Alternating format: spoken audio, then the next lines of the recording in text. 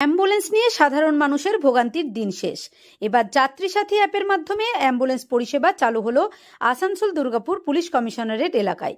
এবার এই অ্যাপের মাধ্যমে নিজের হাতে থাকা মোবাইল ফোন থেকেই অ্যাম্বুলেন্স বুক করা যাবে খুব সহজেই। রাজ্য সরকারের এই নয়া উদ্যোগে খুশি সাধারণ মানুষ। ইতিমধ্যেই বুধবার বিষয়টি নিয়ে আসানসোলে একটি সাংবাদিক সম্মেলন করেছেন আসানসোল দুর্গাপুর পুলিশ কমিশনার সুনীল কুমার চৌধুরী। সেখানে তিনি দাবি করেন, রাজ্যের মধ্যে প্রথম আসানসোল দুর্গাপুর পুলিশ কমিশনারেট এলাকাতেই এই পরিষেবা চালু হচ্ছে। 170টি অ্যাম্বুলেন্স ইতিমধ্যেই যাত্রী সাথী অ্যাপের সঙ্গে সংযুক্ত হয়েছে বলে তিনি জানান। এটি রাজ্য সরকারের পরিবহন দপ্তরের নিয়ন্ত্রিত অ্যাপ হওয়ায় বাড়তি ভাড়া নেওয়া হবে না, এমনটাই জানা যায়।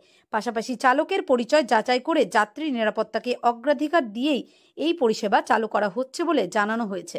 আমরা এখনো খুব ভালোভাবে মানুষের কাছে পৌঁছতে পারিনি। আমাদের আশা আপনাদের মারফতই আমরা মানুষজনের কাছে আরও ভালোভাবে পৌঁছতে পারবো। উদ্যোগটা সবেমাত্র শুরু হয়েছে।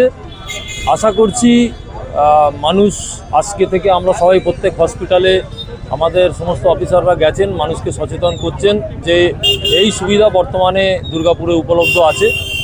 তো আমরা ইতিমধ্যেই আপনারা দেখতে পেলেন হেলথ ওয়ার্ল্ড হসপিটাল থেকে মানুষ জানতে পেরে আমাদের এই অ্যাপের মাধ্যমে বুক করে তারা রওনা হলেন অন্য হসপিটালে বেটার ট্রিটমেন্টের জন্য।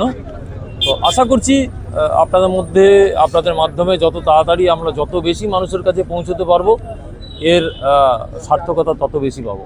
সংকটজনক রোগীকে এক হাসপাতাল থেকে অন্য হাসপাতালে নিয়ে যেতে হলে অ্যাম্বুলেন্স পেতে মাথায় হাত পড়ত রোগীর পরিবার পরিজনদের।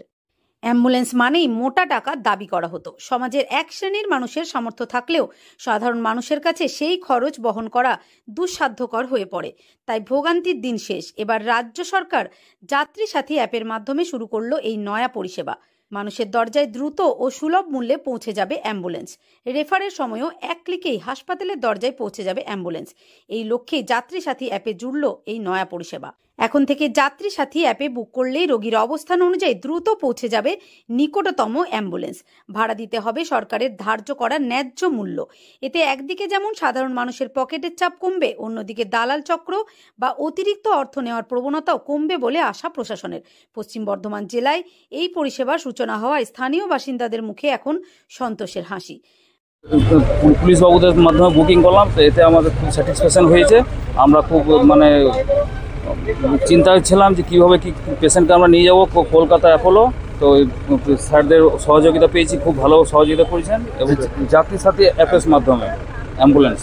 বৃহস্পতিবার সকাল থেকেই দেখা গেল আসানসোল দুর্গাপুর পুলিশ কমিশনারেটের ট্রাফিক আধিকারিকদের তৎপরতা। দুর্গাপুরেও তৎপরতার সাথে রোগীদের পাশে দাঁড়াচ্ছে পুলিশ আধিকারিকরা। দুর্গাপুরে আসা এক রোগীর পরিজন তারক নায়েক জানান, তাঁর এক আত্মীয়র অবস্থা সংকটজনক। অ্যাম্বুলেন্স ভাড়া করতে মোটা টাকা দাবি করেছিল। পুলিশ আধিকারিকদের সহযোগিতায় তৎক্ষণাৎ তিনি যাত্রী সাথী অ্যাপে অ্যাম্বুলেন্স বুকিং করেন। অল্প টাকায় অ্যাম্বুলেন্স পেয়েছেন। রাজ্য সরকারের এই উদ্যোগকে তিনি সাধুবাদ জানিয়েছেন। আসানসোল দুর্গাপুর পুলিশ কমিশনারেটের এসিপি ট্রাফিক 3 রাজকুমার মালাকার বলেন, রাজ্যের মানুষের পাশে রাজ্য প্রশাসন। নয়া এই উদ্যোগে রোগীর পরিবার পরিজনকে আর সমস্যায় পড়তে হবে না। দুর্গাপুর থেকে দীপিকা সরকারের রিপোর্ট, লোকাল 18 বাংলা।